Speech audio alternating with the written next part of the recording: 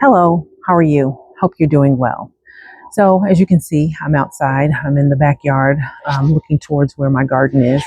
And I just thought I would come on here and provide you with some tips if you are a beginner gardener, if you are restarting, or just if you want some information.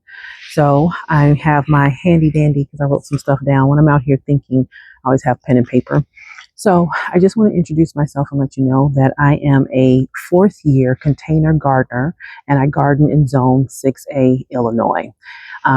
There's a lot of sun out here, so sometimes I gotta look at these notes kind of carefully. Not complaining though, because I'm really enjoying the sunshine out here. So I just thought I would pass along some tips that I thought um, that I kind of gathered together over my 3 years. This will be my fourth year gardening. That I think that will be very helpful, or at least I hope that it's helpful to you.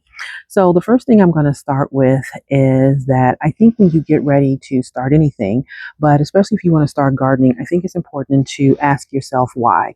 Why do you want to start a garden? Or gardening, I should say. Is it because you've seen everyone on social media? It looks fun. It looks sexy. Looks like something you want to get into. Um, is it something that you want to do food sustainability for your family and have food for years to come?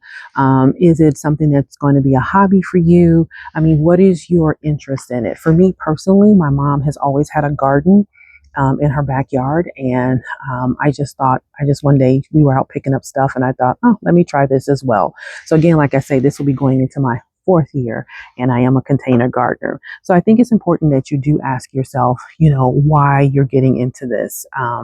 It's a good thing because then it leads you to decide what type of garden that you want to do.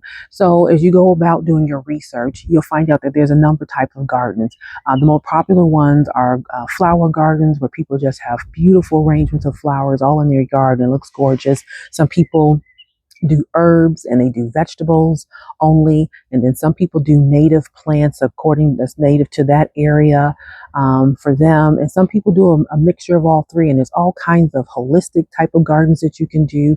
So you need to decide what type of why you want to garden and then what type of garden that you want to do.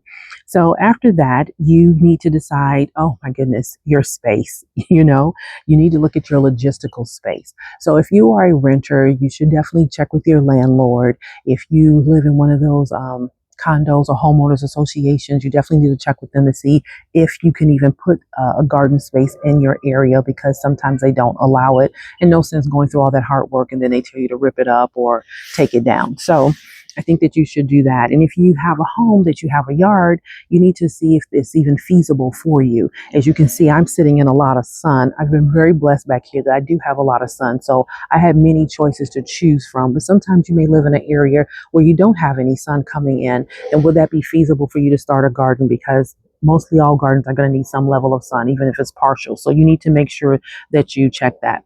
And one thing I want to make sure I do express is, although I'm talking about logistics and checking your space, do not for any reason think that if you just have a balcony space or a corner or something that you don't have enough space on your deck to have a garden, because you can have a garden in limited space and everything. And now some people even garden some things like herbs and stuff right in their kitchen. So there's no excuse if you want to get started. I don't want to be one of those people that says you can't do it because of this, this, and this. To me, I don't get caught up in the legalism and bondage of things. I just try to enjoy the hobby. I try to enjoy the nature of things. I just try to enjoy the beauty of things. So you can do it if you really want to. Don't let that inhibit you. And then next, you need to decide, how you're going to garden. So are you going to be a gardener that grows in ground? If you have a backyard, that means you're growing in ground and, that nature. Or are you going to be a container gardener? And a container gardener could mean a number of things. It could mean that you have a raised bed, meaning that you're still probably have a backyard and the space for it, but it's a raised bed and it's like so many inches off the ground. So it's still there, but it's not in ground. It's just a raised bed. Um, Are you going to grow in grow bags? I should have pulled one of mine. Are you going to grow in the grow bags that they have? And those are just fabric bags. They come in black. They come in multiple colors. They come in, 5 gallons, 7 gallons, 10 gallons, and on up. So are you going to grow in the grow bags? Are you going to grow in planters? And planters are pots that I should have grabbed one too. Planters are pots that you have your plants in. So if you have plants in your house, that's what they call planters.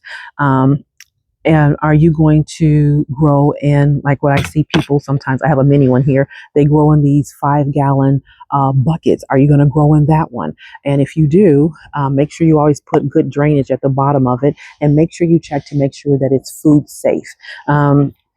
I want to say I've seen people grow in all kinds of things. So that's why I said there's no limit. There's no legalistic way to do things. I just think you just have to get started, and as with anything, you learn, you grow. I saw somebody grow potatoes in a cardboard box. I mean, we all get stuff delivered to our homes, and they grew it in the cardboard box. I've seen people grow also potatoes, and I think those are like laundry baskets. They're the tall, slender ones, and they have the holes in them. I've seen people grow potatoes in that as well. So you can grow in almost anything. You just have to make sure it's food safe and you feel comfortable growing it in that particular container. So there's so many different options if you are, going to go that route. And then I wanted to let you know too, when you do have a backyard and you're going to grow in ground, you have to ensure and check your soil. You may not have the best soil for gardening, and you may have to tend to it and, bring it to a level where it's a good soil. And sometimes I've even seen where people had sand in their yard, so they couldn't grow in ground. They had to become a container gardener. And one thing too, like I was saying, depending on your space, let's just say you have a balcony, you have a deck, you don't have the big palatial space that you can do one of those beautiful garden beds that I've been even eyeing. And raised beds, by the way, just so I can just let you know, they can come low like that, but I've seen some that are tall so people don't have to bend over as well. So they come in all different kinds, the raised beds, but you can grow vertically as well. So if you have a small patio and you still maybe want to put a chair out there for you to enjoy, you can grow vertically. And so I have an example of vertical growing here, and that's these. Can you see it? And that's these. These little things have three. This is me just putting something in. They have three different, I'm going to take this out. They have three different sections in them, 1, 2, and 3. And I've seen people grow strawberries, herbs, spices, all the things in these type of things. Now, this is a mini one, and you can go to the store and and I got this from the Dollar Tree. And you can go to the store and get bigger ones that are more heavy duty, and people grow vertically. Again, I've seen people use these 5 gallons, and this is a mini one, these 5 gallons on their decks in their gardens. And like I said, you just got to put holes in the bottom of it for drainage. Everything needs to have good drainage. And so there are different ways for you to grow within your garden. I mean, within your space. So you're not limited. And if you have, let's just say, I wish I'd have grabbed a planter. Let me go grab a planter. Okay, I'm back. So this is a planter, and this is a self-watering planter that you can put water in the bottom of it, and it feeds in the roots. But this is just an example of a planter, and it's not a big one. I can't think of the size of this one. But if you grab a planter, in this planter by itself, depending what you want, you can grow 2 to 3 herbs within this planter. So even if you don't have a lot of space, you can buy one big planter. In that one big planter, I'm looking over there at that big planter, you can grow so many different things within the planter. I think I want to take you over now to show you. I'm looking at this mini raised bed that I had that I even had cherry tomatoes growing out of it. I had cherry tomatoes, dill, cilantro, basil, 2 different types of basil, and I think something else I can't remember, all growing out of this little bitty mini raised planter, because when I was just getting started. So don't let your space prevent you from really, diving into gardening, and don't think that you can't do it, because you can.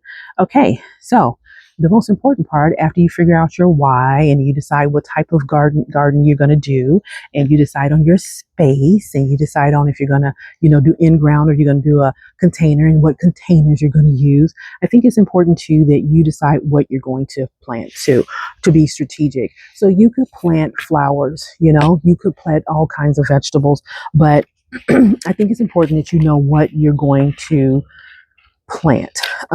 So so what do I have here? So if you're going to do flowers, herbs, or vegetables, kind of I strongly suggest that you go to a nursery, look around to see what's available and what's growing in your area. Because what's important is, well, if they're selling it in your stores, they should be growing in your area, but you just want to make sure it grows in your area. You can Google, well, what zone you are in for gardening, and it should be able to tell you. So you got to know what's bestly grown in your area. Like I would love to have a lemon tree, but I know that a lemon tree isn't going to grow in my area. So I just have to continue going to the store. So additional points that I want to go over, just a few more, is you need to know if you're going to grow from seeds or if you're going to go get from your nurseries or your stores the plants that have already started growing and it's got a little height to it, so you don't have to wait as long.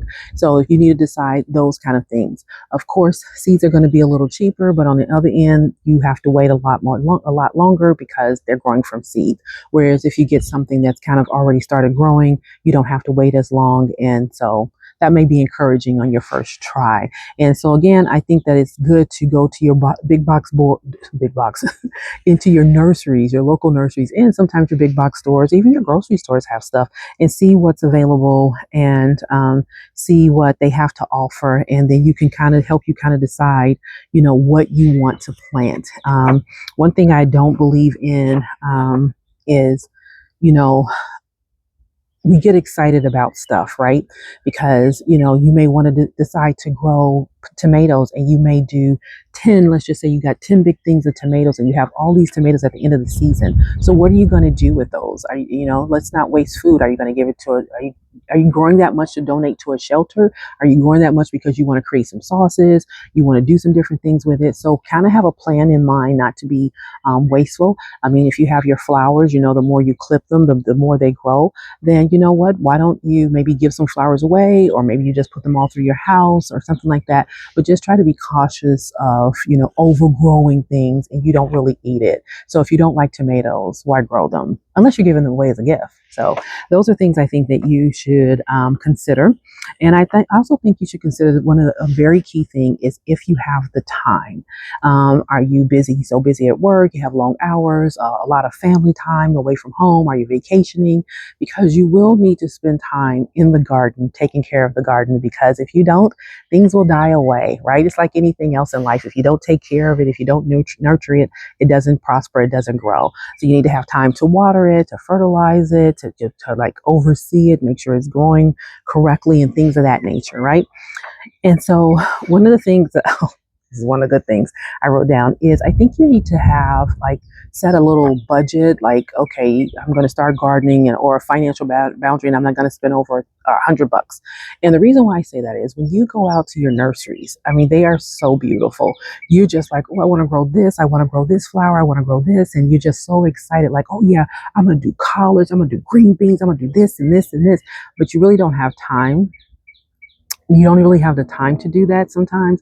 And then it becomes a financial waste also. So I just wanted to throw that in there too, because you wind up wasting the food. So you need to set yourself a budget and be realistic about it, especially if it's your first time.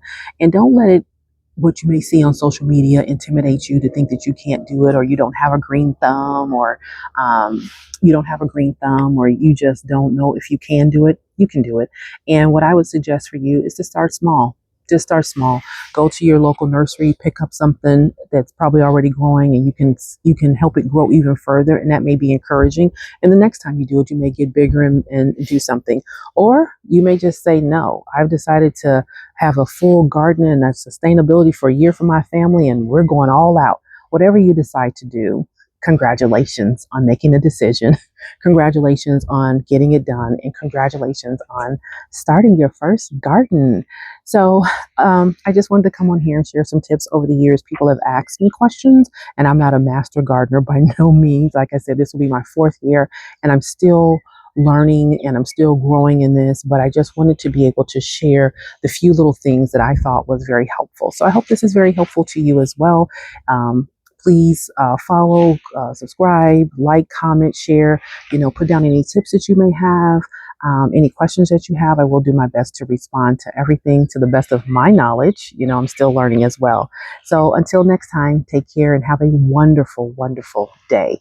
Don't you just love when it's a sunny day? Although I have on a hoodie out here in the yard and I have on my little light winter jacket, but it's a nice breeze out here and it's still beautiful.